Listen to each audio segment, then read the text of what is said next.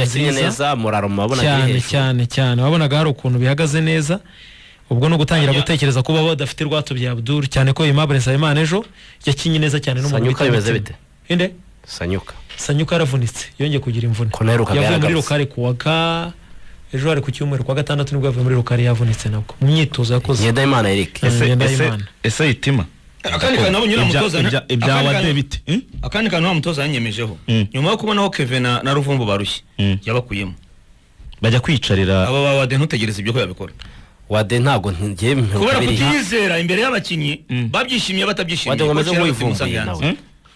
nahoze mbona mu kiganiro n'itangazamakuru kuri video baprodinze kuri channel ya YouTube nagikurikiye cy'umutoza yasoje avuga ko umuntu witwa Wadatazakorana nawe yakuyeho urwo rujijo yavuze ati nge ndimo nageze mu Rwanda umuntu ntanyandikire simubona ngo tuganire